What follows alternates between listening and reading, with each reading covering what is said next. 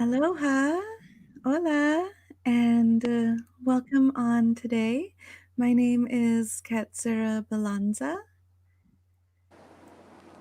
and I am one of your Akashic readers, channelers for today.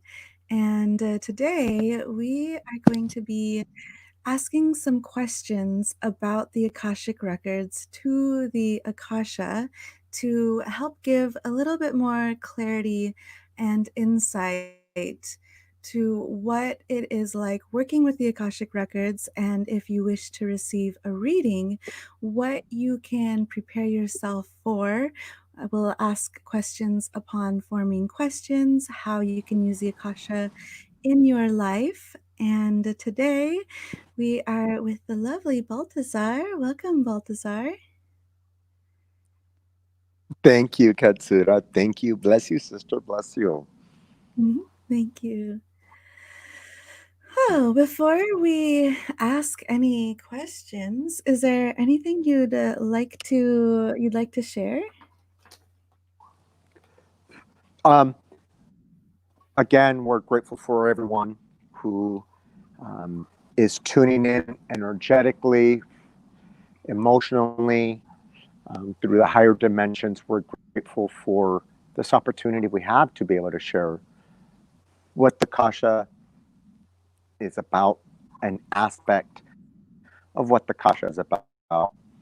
Um, it's such a beautiful life that oftentimes it's so overwhelming, and it's always important to be able to come with those types of questions. But at this time, it's just so much gratitude because we know many will be hearing in time, feeling the energy as it crosses into through this electronic realm, through those galactic realms as well. So thank you, everyone. Yes, thank you. And before beginning, we'll go ahead and take a moment of silence and giving our gratitude and honoring the Akashic Records, as well as coming into a place of receptivity ourselves so we can come into that 0 point, come into that state of receiving. And we'll go ahead and take a breath together,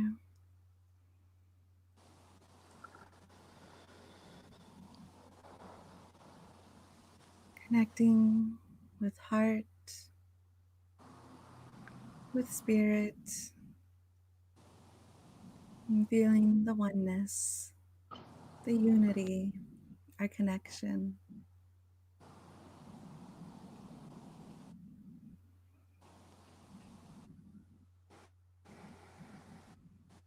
Hmm.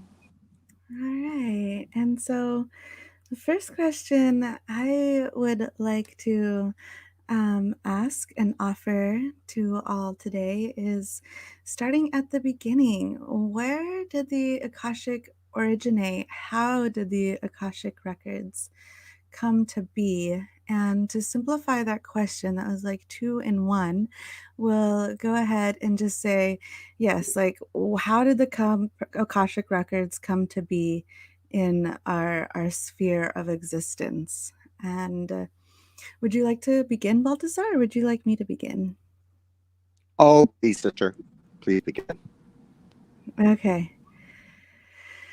All right. And so let me just sit with that, feel into that question right there. How did the Akashic Records come to be?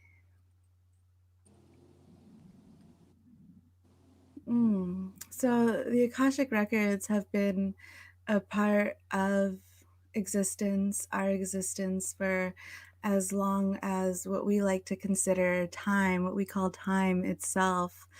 And and you can find this commonly everywhere. Like Akasha is a form of ether space that surrounds all of us. And so it's like this memory bank. So like the ether, the our spaciousness that we walk through, that we exist within, is interconnected. And so, and if we let go of the idea and concept of time in a linear form, we can just envision, imagine, like, space all connected from past timelines, future timelines, and present now timelines, and really just envision like if you are to hold a globe in your hand, then you can see like a world globe. You can see all the countries, the states, the cities, and it's all right there. So the Akasha is as if that's like it's that globe that holds it all, through ether, through the space, through all that connects us, through like every like the air we touch, we breathe, like, and not air in the sense of air and like carbon and all the different things that go into making air, but like in the sense of just like, oh, what would that little piece be there? Just that exists in the in between spaces. And so the Akasha is just a part of our existence. And the organization and the form slowly grew to be as as more solidified and more crystallized through our through humans' conscious actions as well as unconscious actions, through intergalactic communication and experiences we've had, more crystallizes, and then that becomes like the crystal, oh, like a Lumerian crystal or a different kind of crystal that has information in it. And so that in a sense like starts to crystallize, the information crystallizes, and from there when a channeler, a reader is accessing the Akasha, it's like reading that from the space that is. What would you like to add to that, Baltazar? Thank you, sister. My Um, pleasure. exactly. Validating all that's coming through for you. Um, and I'm reminded, we're shown that, the Akasha is something that is, as you've said, has always been, in quantum mechanics. We're told, we're directed, we understand that everything has matter, and matter, it may transform, from form to form, but it always exists. The same as the Akasha, it has always existed. There's never been a time that it has not existed, and exists in all things. As you said, sister, this globe galactically through the stars, planetary systems, and it interconnects all of us. And that's the beautiful thing. It transmutes space and time, as we know, and exists in everything at all time and all places, past, present, and future. Because as humans, we have to give it that time reference because we're here on this earth at this time, but it transmutes everything. And it's just such a loving, gentle reminder of our place in the cosmos, right? And that's what the Kasha means also, to me, as that comes through, sister. Absolutely. Our place in the cosmos. Beautiful. And, I'm really called to share this experience and like um of similar questions being asked before this regarding the Akashic records and what it is, what they are. And so what comes into being is like over time there came to be different beings, and the best way to imagine these beings is energy forms. So different energies started to become more strong and empowered. And once again, that crystallization process began to take place. It formed, in a sense, like a body, if you will. And just like anything can form a body that doesn't actually have a body. Like if you go to a dance event, you do a ritual, you go to church, it eventually it creates this energy form, and it takes on a life of its own in which people are drawn to that.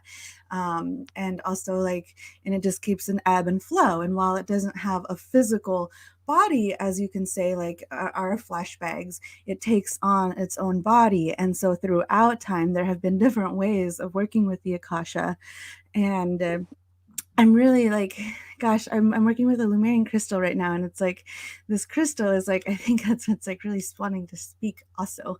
And in the older, like in the older times, go back to like different times, like it was able to form kind of like if you imagine like a 3D, like how you've seen in those like Star Trek or just futuristic sci-fi movies and shows where it like you turn it on and there's like an image that's talking to you. It's this created image that's speaking to you, and it's like, so there have been times in which readers have let's say someone has the key to open up the records, then someone would open it up and there would be this like form that looks like a human, but it's really, it's, I can't think of the right, a hologram, that's it, the right word, the hologram, holographic, would come and speak. And then over time, as things change, energy shifts and our consciousness starts to create new memories. It became to the point where, like, instead of having this outside external key to use and work with, it then became this. It like became, it's like people who had been reading or had been comfortable reading almost like in a sense became the keys and carried that forward with themselves. And so I do believe, let me see, can anyone, I'm curious, Baltazar, what do you get? Can anyone learn to access the Akashic Records? Absolutely. Anyone can learn to access the Akashic Records. Absolutely. Absolutely. And with that, sister, I'm guided, um, for folks to understand that there are times the Akasha Records kind of flops open, so to speak, for people. And that's part of what the love is, right? Of what the Akasha holds is that it opens up for different folks at different times, and then it will slowly recede away again. But that's why we do this formalized point of opening those records to be able to solidify that as we're sharing it with other people. But yes, yes, yes, yes, yes. Um, Yeah, so if absolutely. you if, if you feel that calling and are guided to read and learn more about what that means, the doors are open. And in fact, the more people who are actively working to understand the Akashic Records, to read the Akashic Records, the more that information can come through and that higher knowledge can really integrate with the earth and be a part of just regular consciousness. And it's like right now, it's almost like as if there is a veil, and it's like the more that anyone who's working with the Akasha, like the more those veils become thinner and thinner, and it just becomes kind of like, I mean, my personal experience with it has been, it's almost like this voice that, I would hear it before in certain ways, specific ways. And then as began to work more, I came to understand like, oh, I believe that was the Akashic Records. Those were messages from the Akashic Records coming through. But at the time, I connected it to different things, which is true as well. Like perhaps it's like communing with nature, speaking to spirit, source, however that works for you. It's all very interconnected. And um, so, yeah, I wanted to share that piece there. Is there anything you'd like to add, Baltazar? Do you know what it? And it reminds me, again, we're talking about questions and what is the Akasha, and I, as readers, as doing that work with other folks, I know I have personally, because of my own ego, um I would just, I would think to myself, oh my gosh, here, you're this person is wanting to go into the records and might share some questions, some possibilities for them as directions that are helpful to ask in the records. It's kind of like going into this vast library. You could spend hours walking around till you finally settle in and go, okay, I need to look for one thing because there's so much information here. And as readers, sometimes I would start to feel like, oh my gosh, don't you want to know this and this about your life, or wouldn't you rather know this? But we understand that folks are on their different path in their journey. Who am I to Mm, judge someone for the areas that they want to go into that library and ask? And and it's helped me just to continue to develop a deeper sense of compassion for the information that comes through for that person at that space and time. Because as got and I have attested as well. Sometimes we say, okay, so what do the in the Akashic realms, what should I know right now? And it's like, okay, hold on to your seat because here it comes, you know.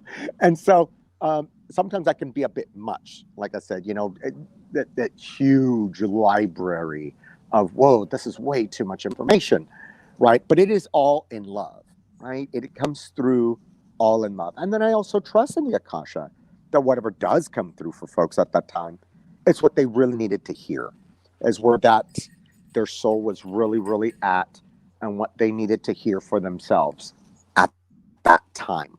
At that time. mm. What you were sharing just brought up a question for me. And then we have Anthony with us, and we'll bring Anthony on to see what questions he might have to about the Akashic Records. So I am curious. You mentioned like, it's this vast library, and then and so, when we come on, I feel like doing readings is kind of a way and to help the ego mind as well as spirit attune deeper into following the path that we can that is going to serve our joy, our love the most fully, our highest purpose. And so um and then and so so that's I think that's why that's why when I get readings, I'm like, I have these things that are really my ego can't, like, it's like having a hard time wrapping its mind around my mind around.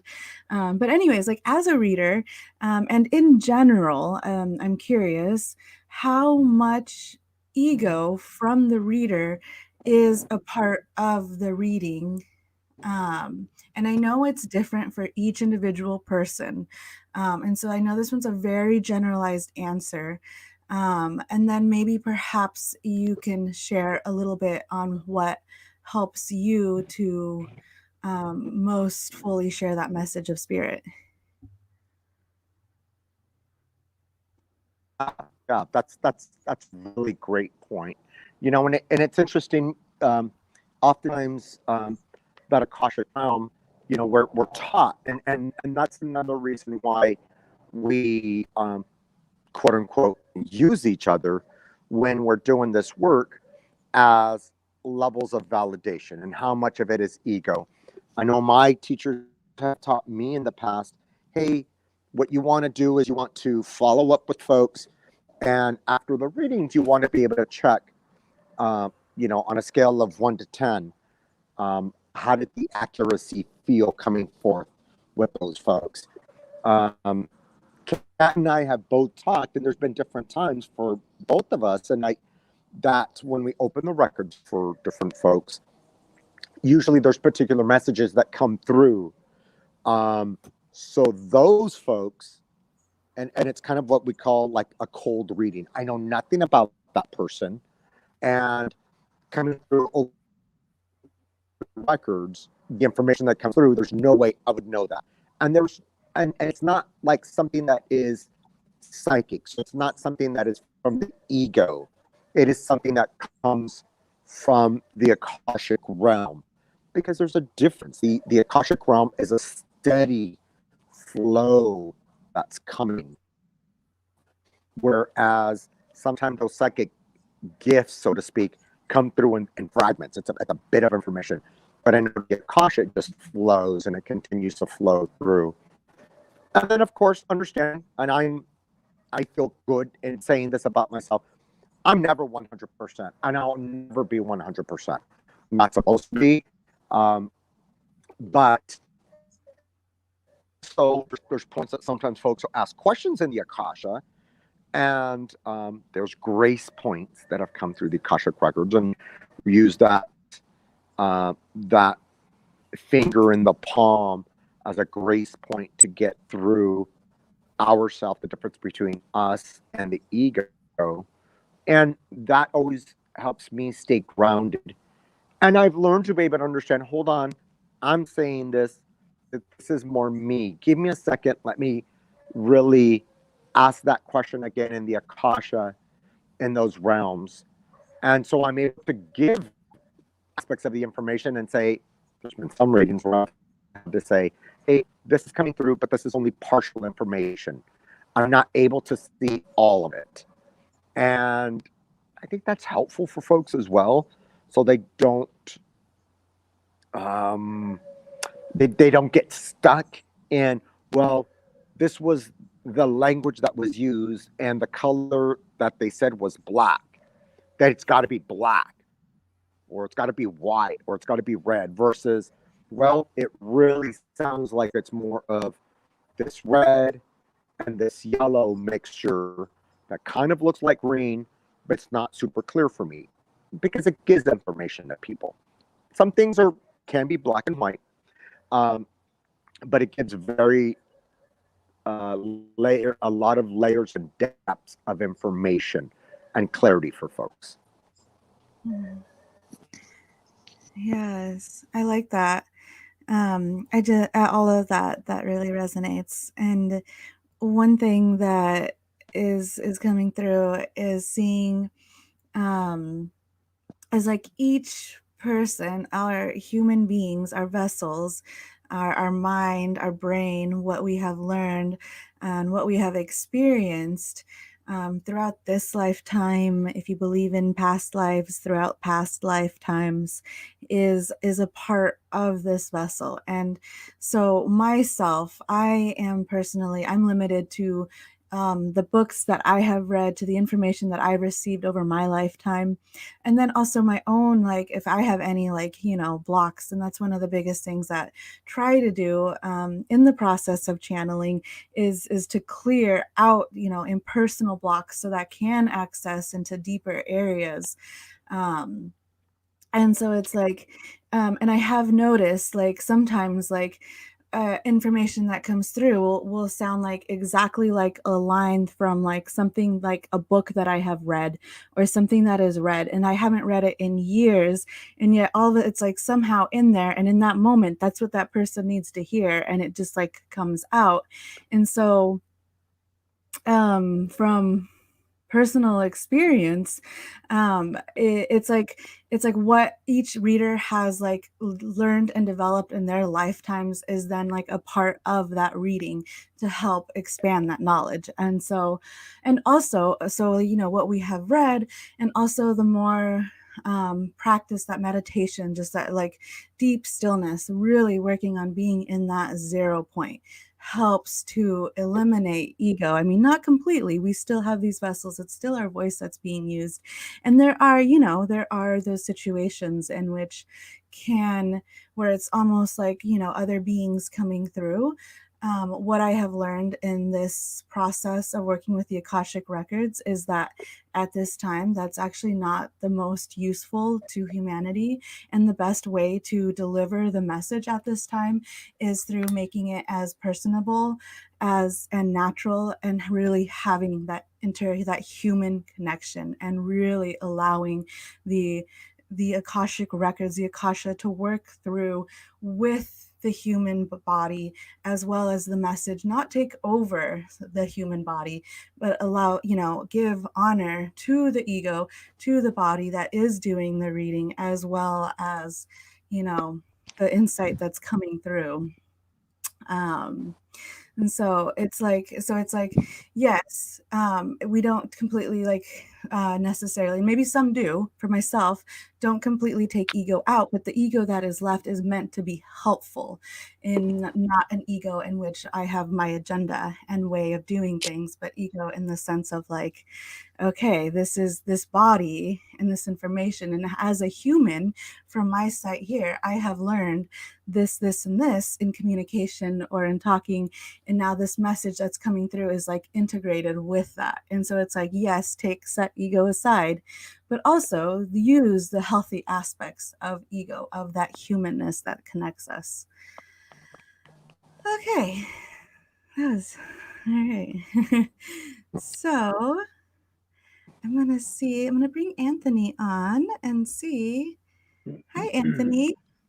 Hello. Hi, welcome with us. Thanks. Thanks. That was Hi. kind of nice just to listen in and hear a little bit more. I've just been super curious because there's a lot of terminology that's come my way over the years, these last few years, and I haven't like researched into things. And one of them is the Akashic Records, and I've just been very curious to know more about them and Hmm. what it is. What is this thing that people are talking about?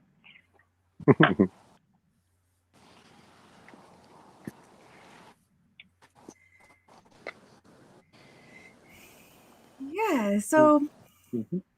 um, we shared a little bit on that. Gosh, Baltazar, is there anything that you would like to share to that, speak to that at this time? A couple of things. Hey, Anthony, how's it going? Welcome. Thank you. It's going well. Thanks. Um, so in the Western traditions, so if you were to look back, the word Akasha is a Sanskrit word, right? And in the Western traditions, we really do not have a word that's equivalent to what Akasha means.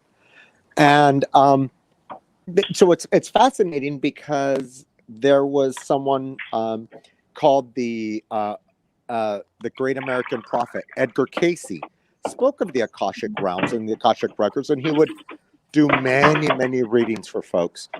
And he would do the readings while he was in his sleep. He would go in through this trance state. Folks would ask questions, and then his trance state, and then wake up and have somebody write down what it was that came through. I was sharing with sister part of the aspects that came through the Akasha in this incarnation is originally from the Mayan councils, which happened in about Mm-hmm. 1965, as this prayer was given in Mayan glyph form. And once that was given in Mayan glyph form, was then translated into Spanish and then into English. If you were to Google Akashic prayer in Mayan, you can see that prayer in Mayan glyph form. It Ah, the has, sacred prayer, pathway yeah, prayer in yeah, variation. absolutely, yeah. Nice. So one thing that I find really intriguing, since you mentioned that, is my family is from Guatemala, and at least on my mother's side, and so a Mayan prayer is rather intriguing for me. So thank you. Oh wow, yeah, that's great. Yeah. That's great. And Oh, so, okay. that is, and I have, for example, a mentor of mine who teaches folks to go into their own personal records and develop their own personal prayer to get into the Akashic realms. Mm-hmm. And I mean, even though her and I have been taught similarly from the same school, so to speak, same theoretical base on that, we go about it very differently. And I actually edit her books for her because I love what she does. And so to me, I'm not limited to say, well, um, I'm not what's that language? I'm not like very extreme and say it only happens this way. It only happens this way, because then we would then be limiting, in my view, we'd be limiting God and how God shows up in our life. Oh, it only has to be this way. Well, that doesn't make any sense. Look at all the humans on this earth that are just living now versus 100 years ago or in the future. That's very limiting. So even though I incorporate a particular tool, doesn't mean folks don't have other tools to get there, if that makes sense, Mm-hmm. Anthony. So, Oh, you know, totally. um, Yeah. I know Kat, when she opens records, and that's why I was so grateful to meet her through someone else who had us on a podcast. And out of all the other people that were there, I was, I just immediately could see where Katsura was opening the records. I mean, it was so similar And then later on, we had a chance. We reached out to each other, and just it's a connection because, and I've told her, and I've shared that. I'm like, I'll call Kat, dude. I'm all, dude, you're in the records big time. This is amazing. And I understand that about people. And I understand that. And it just feels so right, Anthony. Mm-hmm. I love the work that Kat does. I'm grateful for the work that I do. But there is no limit to it also. And that's, like I spoke a little while ago, that's what's been personally frustrating for me. But that's my ego of, oh my gosh, you can do so much more, and instead you're going to ask about this and this and this in your life. But who am I to judge, Anthony? Who am I to judge where somebody's on their path? And so Mm-hmm. I've worked on that piece as well. So I hope that answered a little bit. Kat, any more? That was beautiful. Yeah. Mm-hmm. That was great. I mean, what are the Akashic Records? I see it, it's like a tool. It's this tool that we have to help us understand ourselves, help us understand the universe a little bit more deeply, the multiverse, and like any tool, we can I use it as needed, learn to work with it however we feel inspired towards. And, the more you see the Akashic records in your peripheral, the more like, that's like really wanting to be used by you at this time. And there's so many different ways that can use this tool for, whether it's like something very simple to something bigger in your life. And then Baltazar, gosh, yeah, there's like what is there's something that specifically wants to come through like towards like you could be working on this and then all of this, and just wanting to like put you aside there.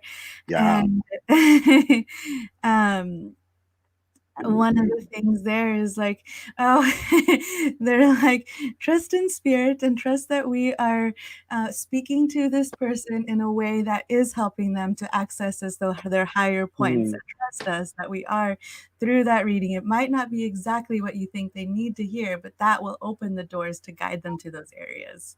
Mm-hmm. Absolutely, absolutely, because they will feel it, right? And that's what we trust in, Anthony, is they will feel the Akashic realm in their life. And it might be through us, it might be through someone else, but we are, vessels on this great Mm-hmm. journey. We're vessels and we're tools. And that's exactly right, Sister Cat, because I share and I teach different aspects of ceremonial magic, high magic, language, different meditation spaces, Native American traditions, and doing different ceremonies, and being a part and opening up to so many. And we're just tools. We're just tools. And I tell folks all the time, I'm like, think of me kind of like, you're in school and even just a college professor. You take that person for the class, something stays, and then they go on to somebody else and are gathering up. And there's times that I make referrals to other readers. I'm like, you know what? I would love to read for you and I'm cool with opening this up, but I think you really need to work with this person. And so Mm-hmm. that's part of it as well.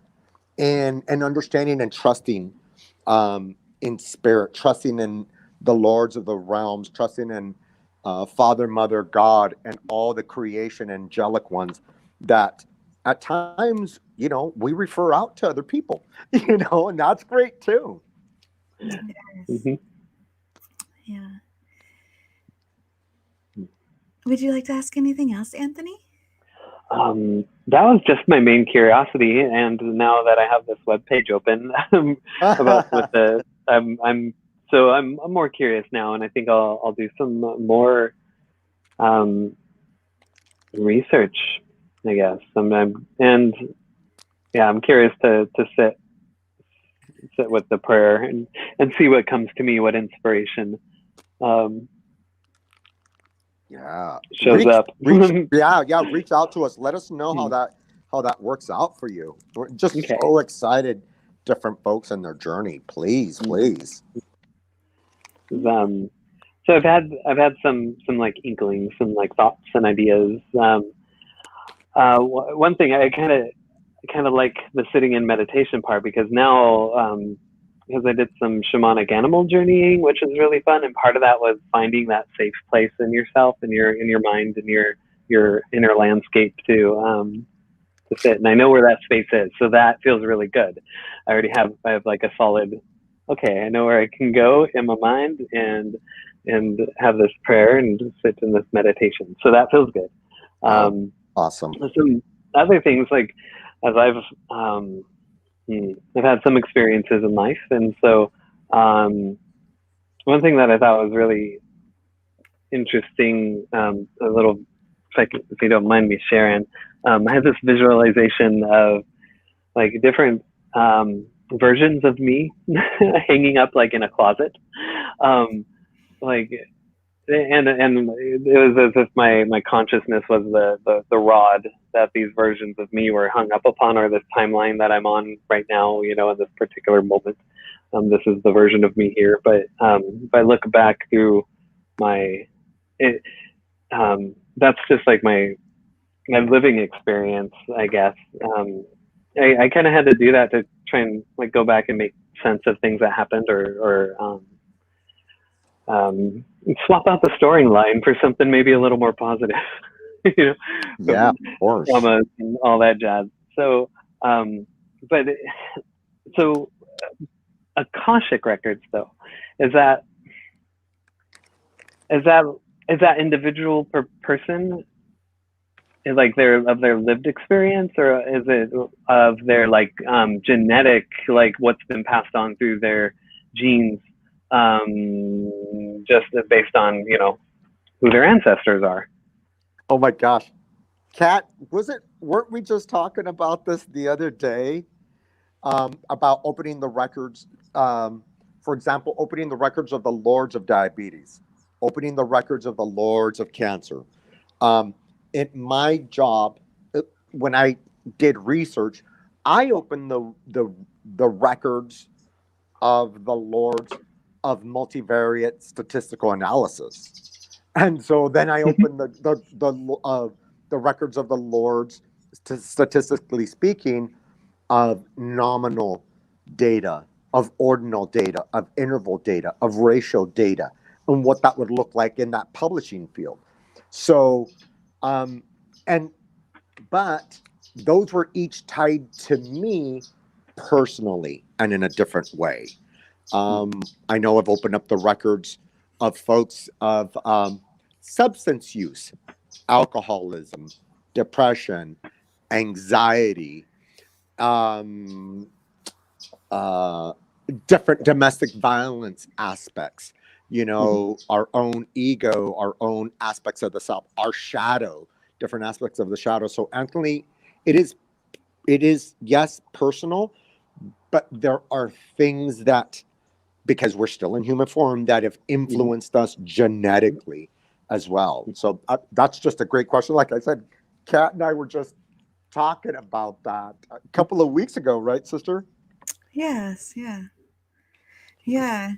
And so, yeah, and it's really interesting. That actually helped me to expand my understanding of the Akashic Records as well, and seeing I consider guardians, lords, same thing, to be to have that knowledge for them. And and for me it helped to fine tune to like, oh, I can specifically read to and ask the lords, the guardians of this specific thing. Maybe it is my past, maybe and maybe it's my past beyond this.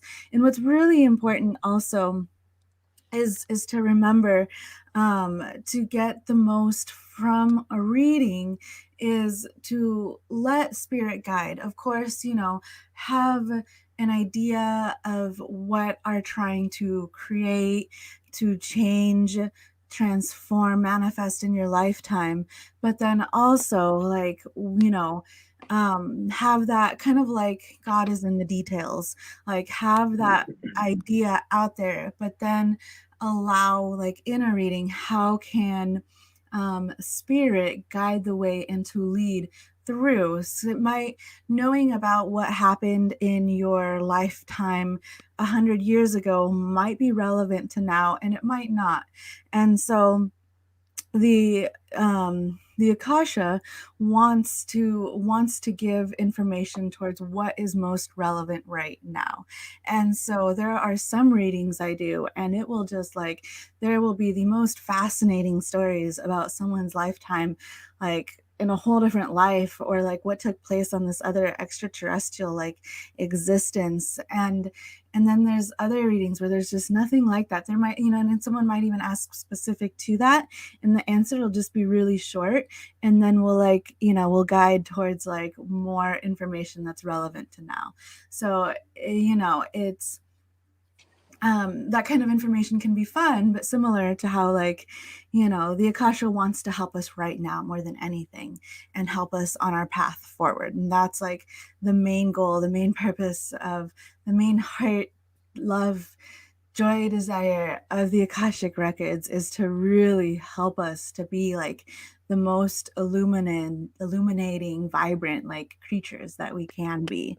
And so while questions might seem really like important to this one thing, like we'll speak to that and offer to that, but we'll go as deep into say past lives as needed that will help now, or might stay more into like, okay, what has happened in our life in this personal experience that is wanting to be transformed or shifted. Just once again, depending on what is really going to help us the most moving forward on our path.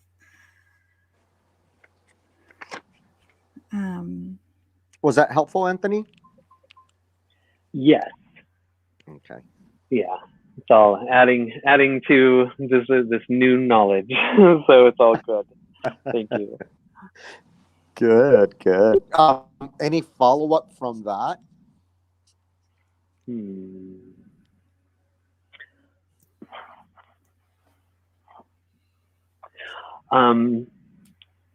So the one thing that came to mind was also in that analogy of a closet and versions of me, going into the past. There are also versions of me going into the future, like towards that best version of me.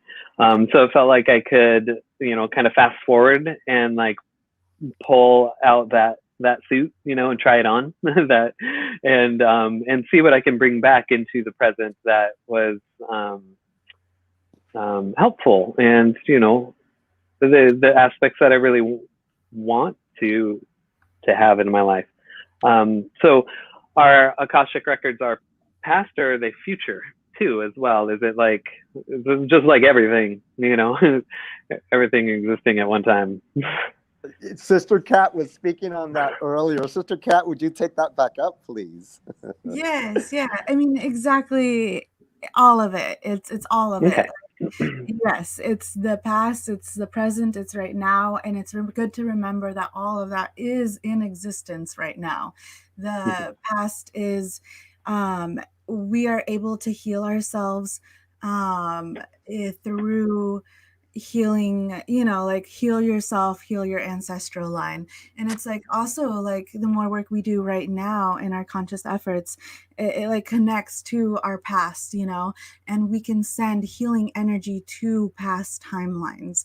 We can send that to our past, so that that traumatic event that happened, say 500 years ago, 100 years ago, 50 years ago, is no longer like weighing down our soul and spirit. And through shifting that memory, like we can literally change the data that is stored within the computer system, the Akashic Records, shift, transform like the ether that we are all connected to, through shifting and transforming, bringing that healing energy to these other areas in our life. We can access our future selves 100 years and bring that into the now to help us where we are right now. And that's one of the things that the Akashic Records is actually able to help with. And one of their favorite things to help with is to access these other like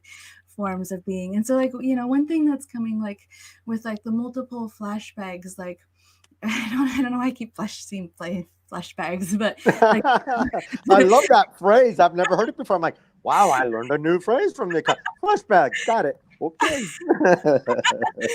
like Anthony, when you're speaking to like having all these different forms of you like in the closet, and like seeing them like lined up, and it's like, if you could, would you just have one outfit you can just go to and just pick that out and put that on?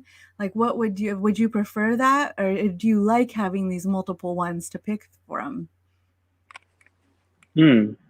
Oh, I was seeing it more as it just it. I was doing a lot of healing, so and a lot of working on those traumas. So I hadn't entertained that question, I guess, because they're all there, but it just looked like they were just like past slices of time or future slices of time. And right now I'm the present. I'm like, great. I am the suit that I'm wearing now.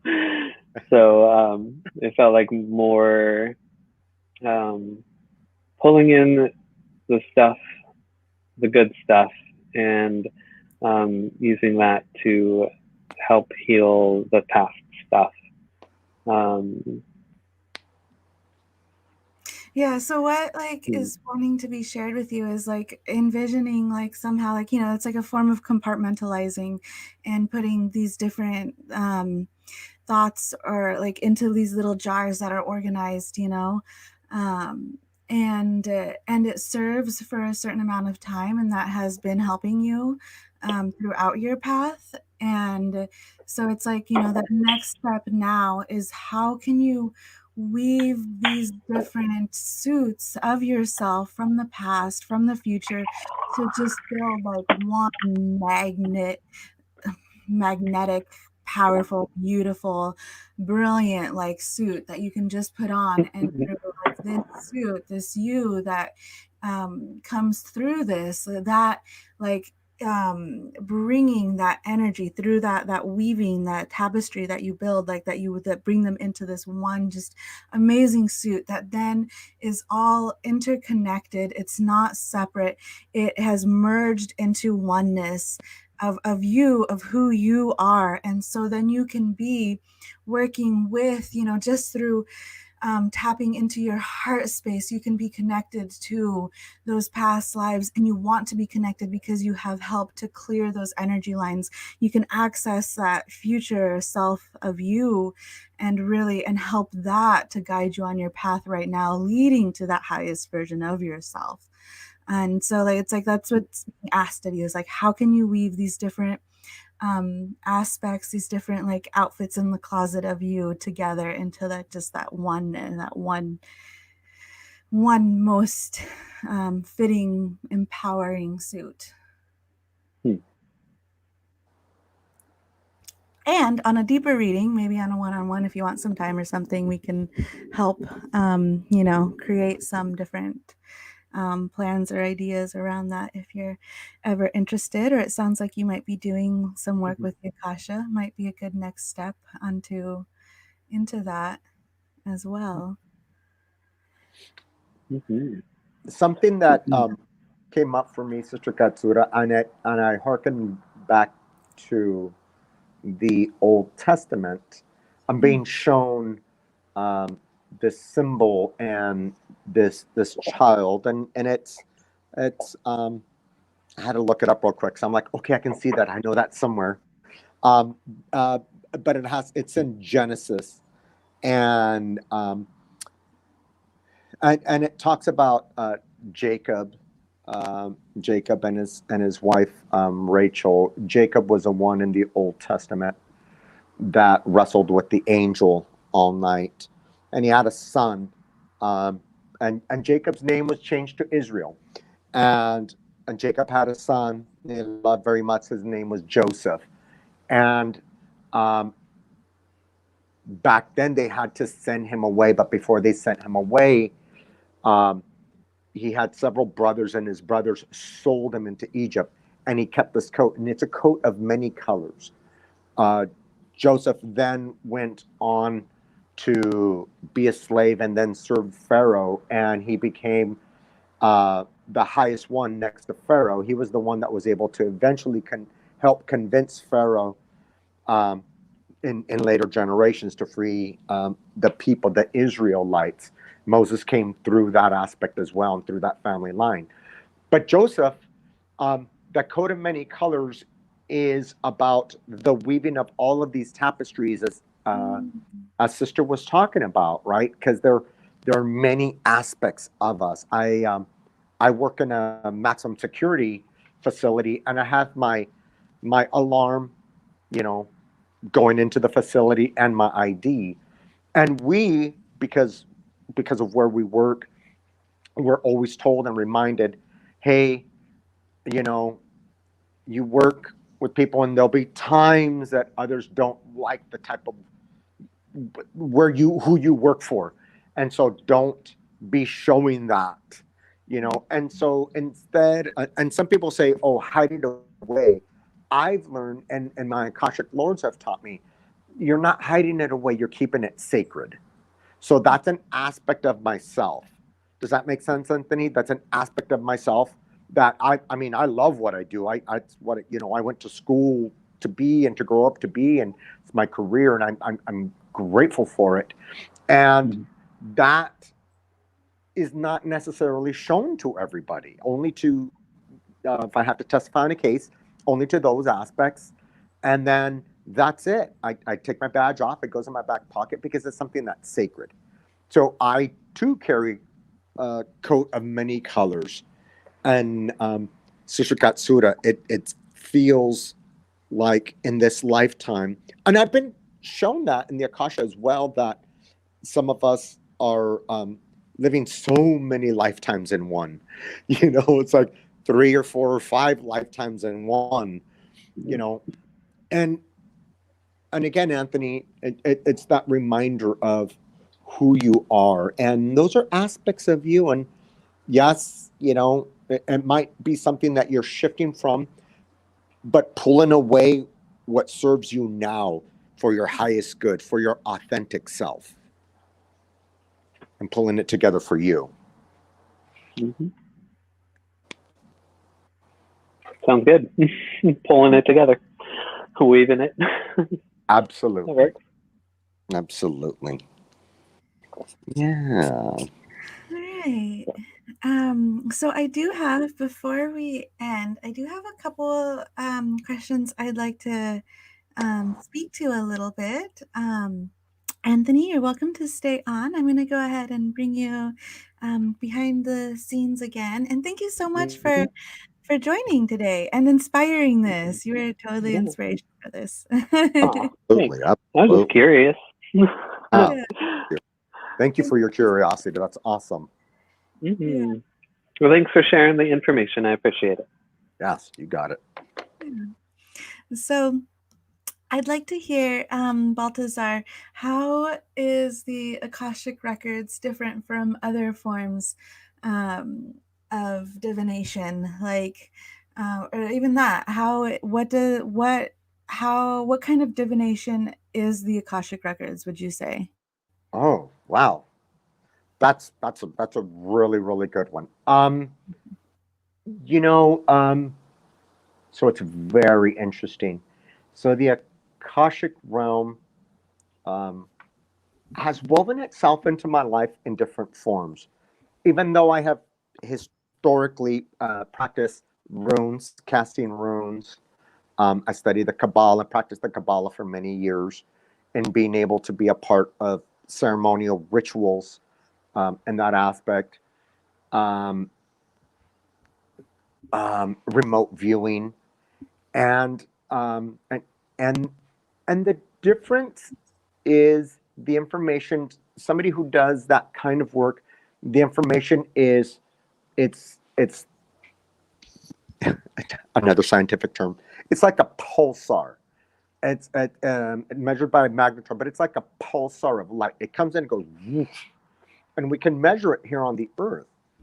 The Akasha is as the sunlight on a noonday, on a clear day. It's just beaming, and it's just beaming. And that's kind of the difference that I have personally noticed with this practice, which is different than other practices. So this has been, and just by being uh, a practitioner, I was born and raised in a family that taught curanderismo and that level of ceremonial magic my whole life, and then learning these other forms of divination. And the Akashic realm is always my go-to. It's always my go-to. Does that make sense, sister? It does, yes. And very similar for myself. If I want to deepen my understanding, or if I want the most um, clear reading I can get, I work with the Akasha. Before working with the Akashic Records, I read cards, tarot, oracle cards, runes, similarly. And I still like to go to them. They're more my like just daily, I just want to pull a couple cards, get some insight kind of tools. But if I really want like some like deeper like insight, then for myself, I go towards the Akashic Records and find that the information I tend to get feels less obscured, but by my own personal feelings and thoughts about something, and helps to give like a perspective that I have overlooked for whatever reason, or that isn't just there. It just helps to give like a whole nother perspective that my ego mind just is blocked and just can't get to. And so I do like the Akashic Records for like the more um the things that are the most important. And I like oracle cards still, and tarot cards for just some like little like extra insight to my days kind of a thing. But if I Yeah, want I, to go deep, I access the Akashic Records. yeah, I love your definition, sister. That's exactly what was coming through for me as well. I love that. Thank you. Thank you. Oh yeah, same. You too. And then one more thing, my memory's kind of fuzzy. You'd think I'd remember from an hour ago, but have we spoken to ways to formulate questions and how to best get the most out of a reading yet? We did. We started kind of going there, and then we talked a little bit more of what the Akashic realm felt like, and then we fully didn't get into questions. Yeah, maybe before we wrap it up, I do feel like that's important. Like if anyone's interested in a reading, it's really important, like how to formulate questions to best assist you, um, and how to get this so that you can get the most out of a reading. What would you say, Baltazar, for someone getting their first reading? Like, what are some things you like to you find helpful, or maybe if you're going to get a reading, what are some things you do in preparation for that? Oh, that's great. That's great. I love that. Um, again, what you were talking about, sister, is that part of our ego. Usually, I remind folks to get into prayer. And then, if they'll allow me, if we set a date and time in the future for a reading, I like to give folks a few days.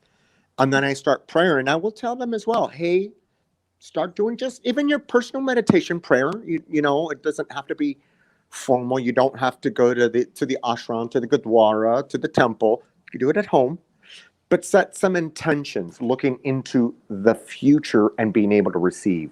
Prepare your body to receive. Prepare your body, diva. Prepare your mental self. Find a quiet meditative space. Start to think about being open. Is planning this, and it is as a ceremony, it is as a ritual, of being able to ask and then receive. And that also helps, in referencing back what you brought through, is starts to shift the ego a little bit into the higher self. What needs to come through at that point, that sometimes we can be, all of us can be a little clouded in our reference points. We can be a little bit clouded just because of stress in life, or what's going on at work, or we're too busy, that we're not listening to that higher self. And so those doors or those windows are not open. So just reminding folks to open that up and get ready to receive. And if they were asking questions, what would their higher self, what would it sound like coming from their higher self, from those realms to this moment of now? Usually it's looking at 5 areas in a person's life, real briefly. And it's always about their spiritual walk. Spiritual walk doesn't mean you need have a robe on or go to the cave. It's a spiritual walk in a person's life. Their mental, their physical self, where they live, and oftentimes what the rest of what's going on with family in those areas. And so asking of what do I need to receive to best serve me in each of those aspects of my life. And Sister Kat, you and I were talking about thinking about doing another session for folks about what do they see coming up in the next year. So that's part of formulating some questions as well, especially with 2020 as it's gone this year for a lot of folks. Super important to be asking those kinds of questions. Yes, yes, this has been a big year, and I can only imagine what's to come will be. Um, I feel like when we do shadow work, anytime we do shadow work, then it's really hard and intensive. And then as we work through that shadow work, we we get to start to kind of like when we're gardening, we, put in a lot of hard work, and at first you're digging out big rocks, and, maybe it's a garden that's like it used to just overgrown forest and blackberries and whatnot. And so you like, it's really hard work. And so it's like, I feel like we've been doing a lot of the hard work. How much longer of the hard work we have to experience, I feel like it's a collective decision, and we'll be making that all together. Um, Depending upon what our spiritual contracts, how we as a whole, like it's all being decided. Like I don't think there's just an end determination line right now. And it'll be a phasing. It'll be like soft and gentle. Well, maybe this hasn't felt soft. And actually what's coming through is like, well, remember, this didn't exactly come in soft and gently, and so be ready for like just as equal amount of that joy that comes from the hard work of shadow work, and to really be ready for that as well. So yeah. Yeah, shadow work is worth it. It really is. It really is. It really is. Yeah. Um, and so kind of like that rubber band effect might have a little bit of that take place. We're like, down, and just it's gonna go the opposite direction as well. So that's like a little slingshot effect. Be ready for something like that. One thing I do want to add to preparing for a reading is to be in a space where you can feel very comfortable being very vulnerable and open. So you want to be able to like create a comfortable space in which you feel you can speak as easily, as comfortably as wanted. And so, yes, the importance of finding someone to read for you that you really feel that connection and safety with. And, I know I'm always open to just a little like dialogue, and getting to know just a little bit, and finding out if I am right for you. And if not, like Baltasar said earlier, we both know a lot of people that can guide you to someone who does feel like they have, can be in that space with you to the best way needed. And so yeah, so join us again, and we'll be giving you a little as we were just saying, kind of wrap that idea together. We'll be giving more of a 2021 solar year long guidance. And yeah, we'd love for you to join at that time if you're available. Yeah. That's wonderful. Wonderful. Oh, you're so wonderful. Anything you'd like to add? Um, No, sister, you covered everything really well. Thank you. Bless you, sister, for your work. Bless you, bless you, bless you. Oh, so warmly received. Bless you. Oh, thank you, thank you, thank you. Hmm. And yeah, so with that, would like to take a moment and allow the messages, the energy that was shared today to fully integrate into our bodies, this vessel, into the earth that holds us, so that all may benefit from what we have experienced today. Mhm. Would you like to finish the closing, Balthazar? Sure, I'd love to. Thank you, sister. Deep breath in and out. We sit in gratitude for those that have been a part of this with us. We're grateful for Sister Katsura and the prompting she has received to continue this work to share with humanity. We're so grateful for these gifts that come through the Akasha. We're so grateful for Mother, Father, God, for all the angelic realms that stepped forward with us in this clearing and this setting, those vibrational keys. We're grateful for Gaia, for Mama Pacha, for her willingness and love to hold us here on her creation space. We ask that the angels that came through may flow into the lives of each of us and stay with us, that we may be able to continue our work, that Anthony may be blessed, that all those who will be listening, that they will be blessed, that they feel this rainbow light surrounding them from head to toe, the upper chakras, the lower chakras in their bodies and in their lives. We envelop and seal these blessings upon each of us with this beautiful white light. We close our records at this time. We say Amen, Amen, and Amen. Amen. Thank you. Thank you.